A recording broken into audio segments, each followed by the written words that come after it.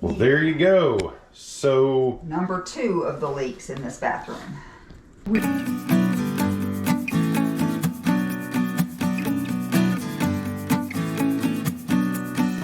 okay, so today we're going to be ripping out this double vanity. Nice little, it's in really good shape. It's practically new.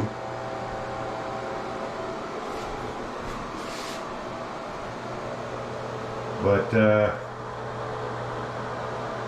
going to convert this space into 2 bathrooms. It's currently set up as a Jack and Jill bathroom that is off both this room, which is a guest room currently being used as storage. You can see some of the work that's previously been done here.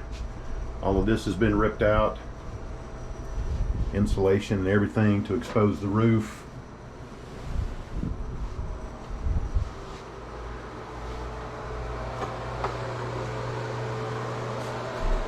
And it's also, oh, this is, previously when we purchased the home, there was a hot water tank here. We had that taken out and replaced with a on-demand hot water system, which is now down in on the first floor underneath the house. While I'm at it, I'll just go ahead and show you this is some work that was previously completed as well.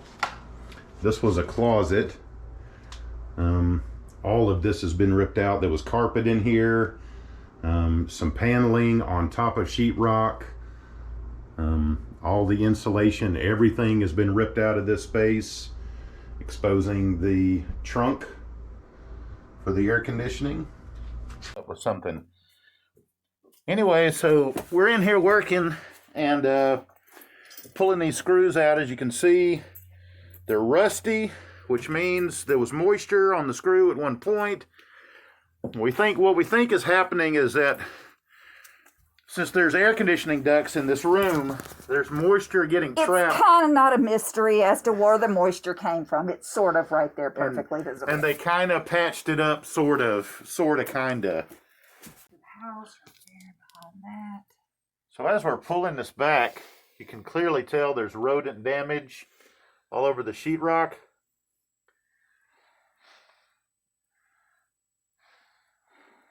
Obviously, somebody's been in here before. This is patchwork. Yeah, no, this was the problem, but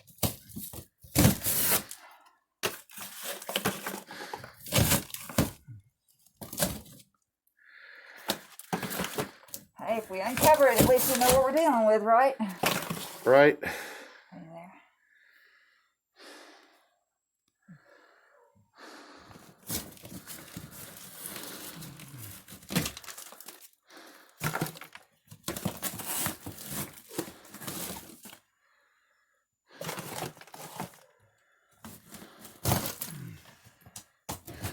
We need to open all the windows in the house to get fresh air coming through here. Okay. Okay.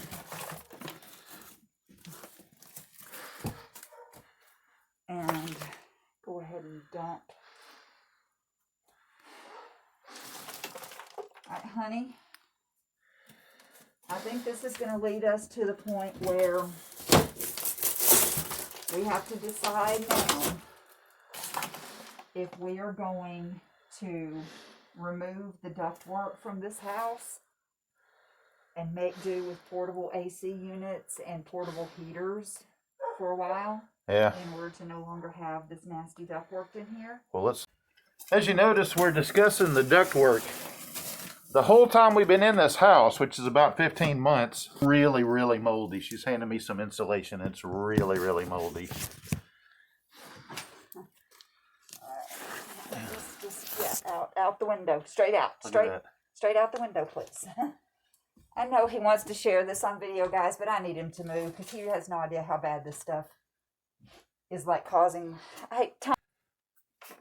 Look.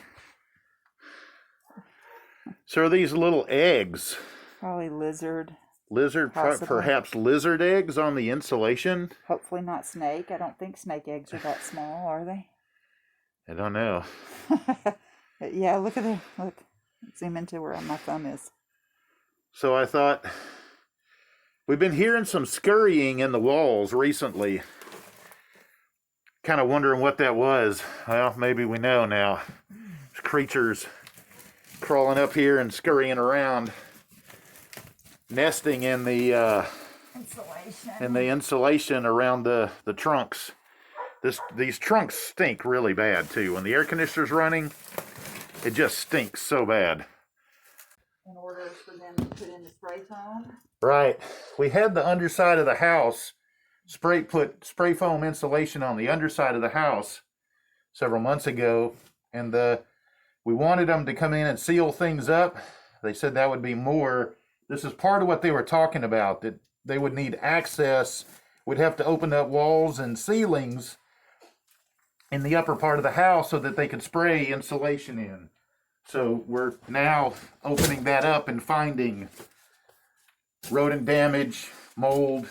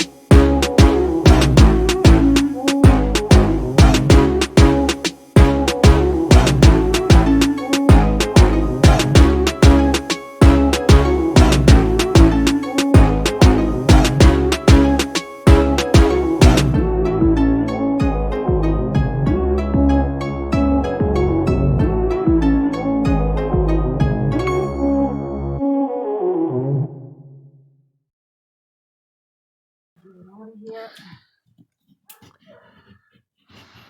Oh man.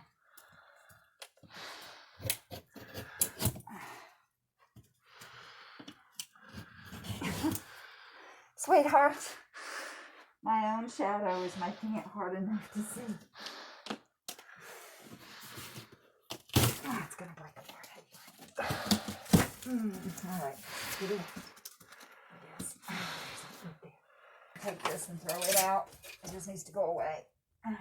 Throw it out the window too. None of this stuff gets saved. What's yuck? Just reached up and touched something with a hole in my glove, and didn't realize I was rubbing my fingers across what may very well be rodent urine or something there.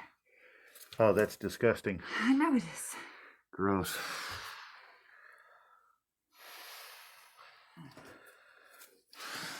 And there's lots of nesting and stuff in here. I can feel it as I'm sticking my hands up in here and pulling it out. You can see where the rodents were working in the fiberglass to nest.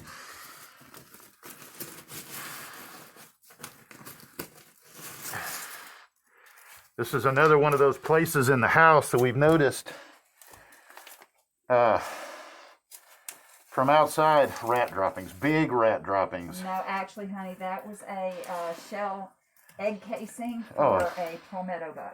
Palmetto bugs, yeah. House has got palmetto bugs really bad. Which palmetto bugs in Florida, they're everywhere. And if you don't... This is just full of nesting material. Yeah. Creatures have been in here nesting, no doubt about it. Yeah, there's no way around the fact that this whole thing has been a little track here inside this wall. It's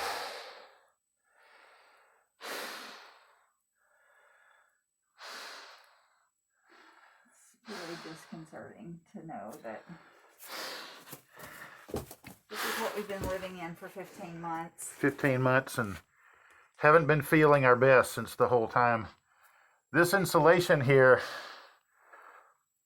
she pointed out a little while ago as we were coming through here, this is not attached to anything. It's just hanging loose.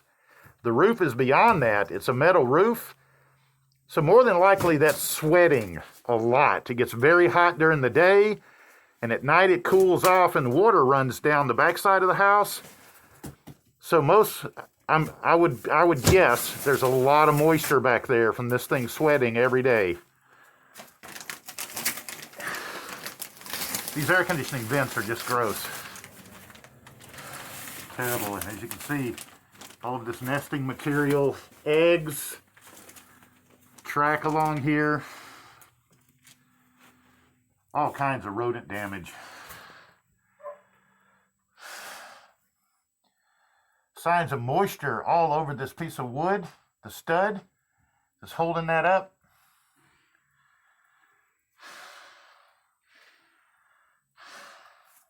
This whole trunk is just rodent droppings and dirt, and I mean it's just full of rodent droppings. It's obviously had creatures living in our air conditioning system in the walls.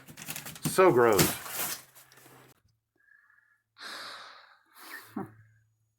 This is mold. I think it's dead, but this stuff is like really honestly, bad. With the light shining on that, Tom, I don't know that is dead. Honestly, I'm afraid that may all over the insulation here. I'm afraid that may be active. We pulled some sheetrock off, and all over the joist there was water. There was literally like water staining all over the backside of the sheetrock, where where there was water running down the stud. This whole board right here is just water stained. So bad.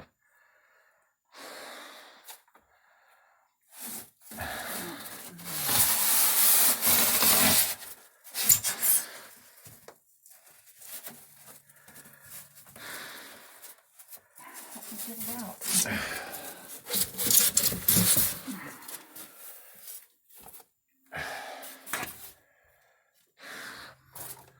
Also in this corner right here, it's just covered with feces, insect feces, droppings and everything. There's the pile of droppings from creatures like those silverfish that they're there because they like the moisture. The air just took that piece of styrofoam across the fence to David and his wife's yard. I'll have to go get that. Down in there in that crevice, you can really see where the light's coming through. You can see that this board is just covered in mold. It's absolutely covered in mold. Black mold. Staining, water staining all over the wood. And this is bad. Really bad. Yeah, it's really bad. So as we were pulling the insulation down from here, it's wet with urine. Bright yellow. We think it's urine. Squirrel, probably. Squirrel urine. Now, if you can see up there, it's pretty dark. Trying to get a light up there.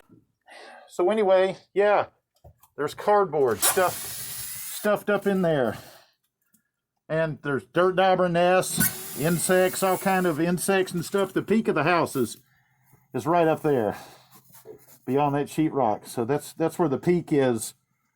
So we think there's a leak in the roof, perhaps, or has been at one time. We don't know. We're investigating. We'll let you know.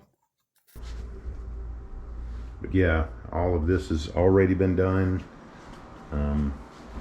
This is a little loft.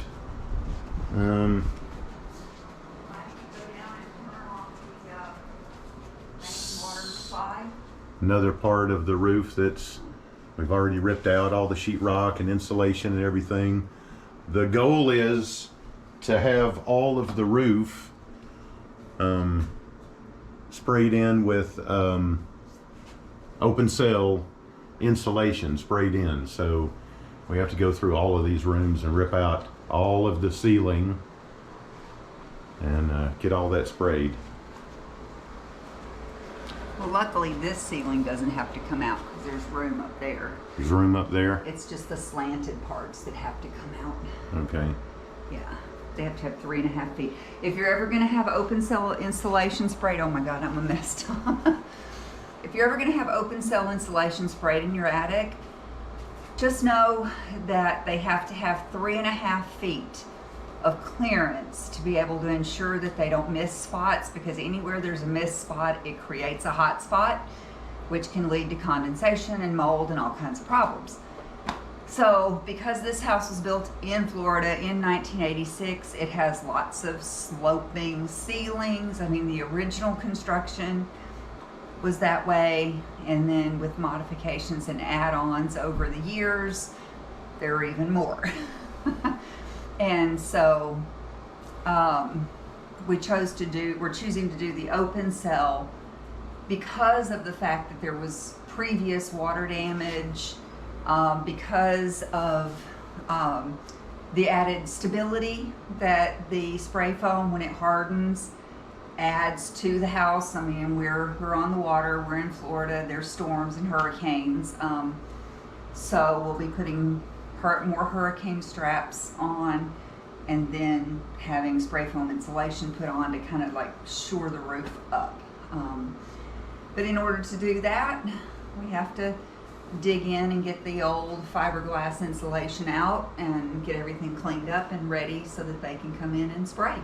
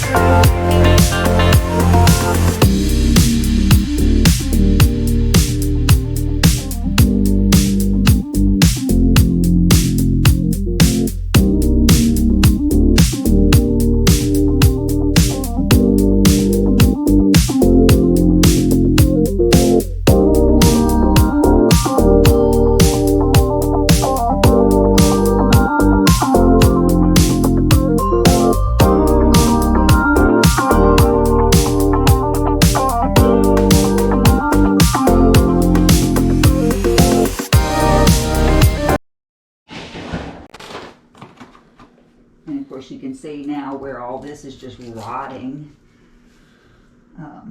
from it being Wet. for so long. Constantly wet. Yep.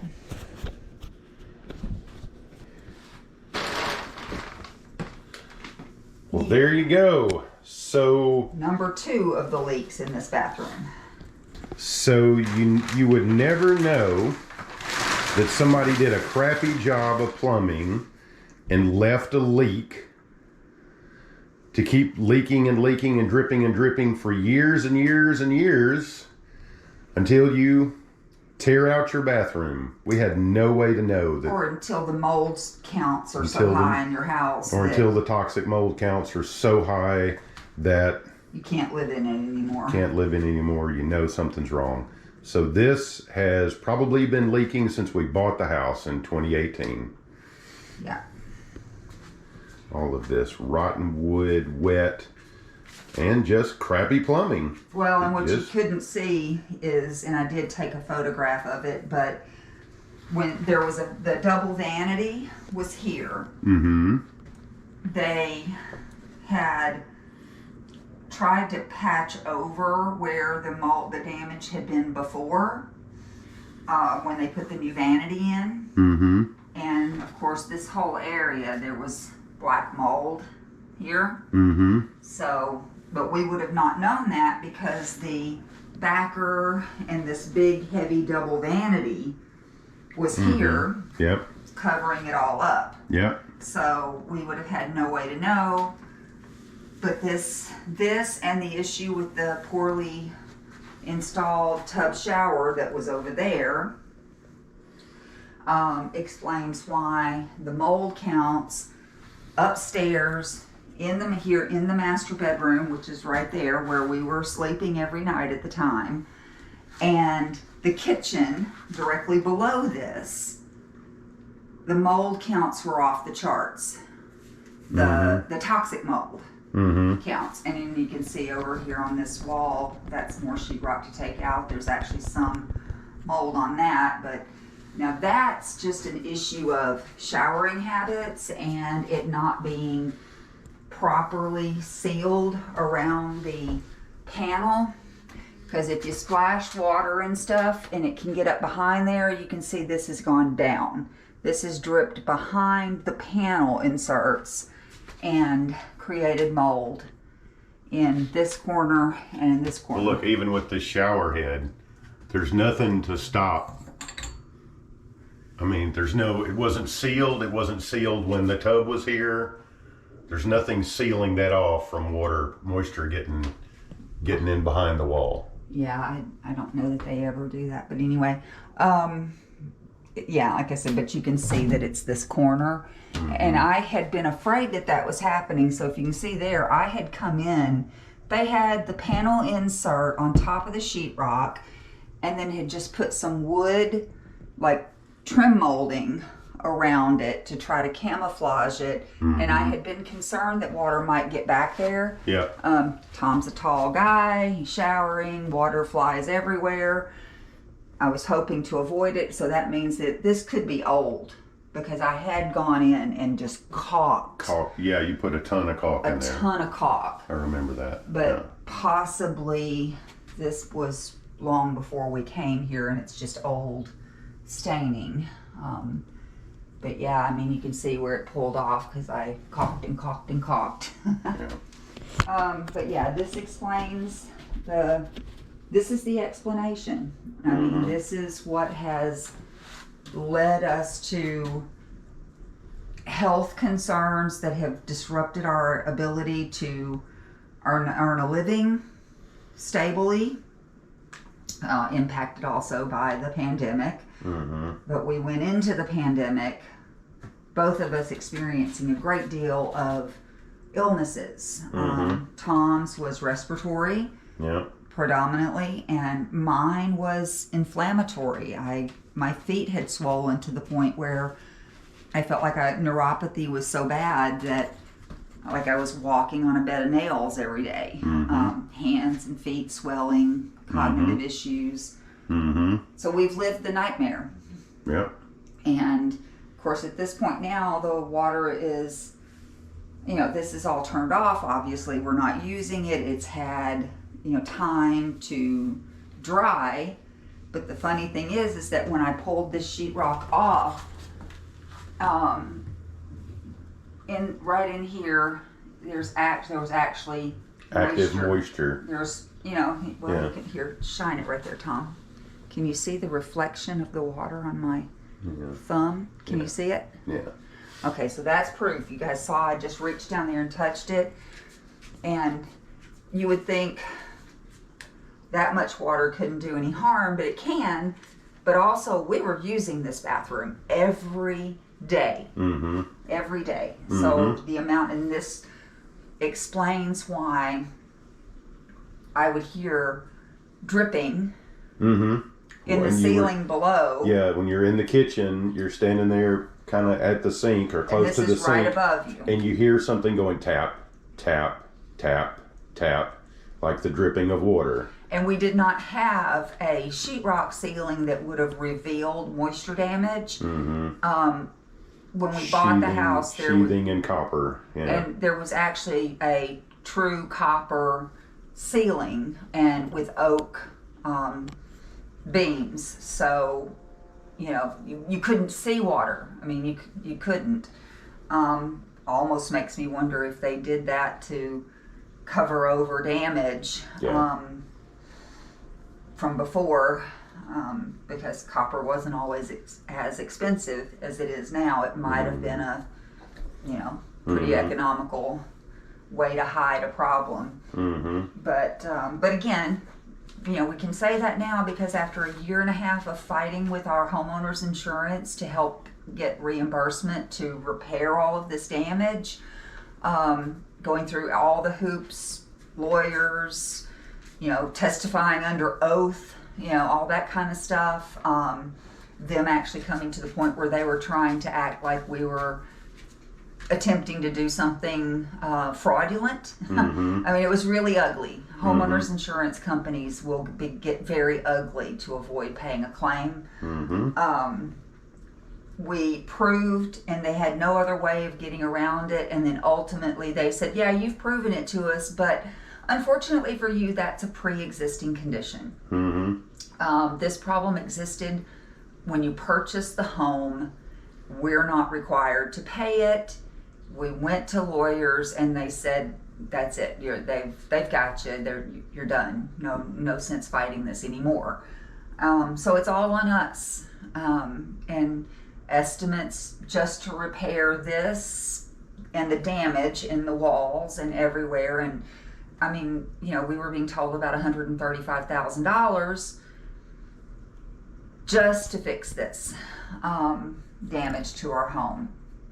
So, like I said, the damage to our health and the fact that it's now caused us to fall behind on mortgage payments, and we're at risk of losing our home to foreclosure, because of this. And that's one of the reasons why now every time I come on social media, I'm going to plead for help. We can't do this on our own. We can't save our home and fix it. I mean, I had a lot of skills that I had learned in my life from flipping houses years ago and things like that. There's a lot of stuff I can do, but without the funds to do it and with the ongoing health issues, we need help. We need angels. So thanks, guys. Thanks for listening. Well, hey, YouTube. If you haven't already done so, please remember to subscribe. There'll be a button for that over there. Want our most recent video, there'll be over there. If you haven't visited our website yet, remember that it's shopcasal.com. That's shopcasal.com. Try to put a link for that down there. And if you don't follow us on Instagram or some of our other social media platforms, remember we're at Casal Home and Garden on Instagram, and I'll try to pin. Thanks for your time. Take care.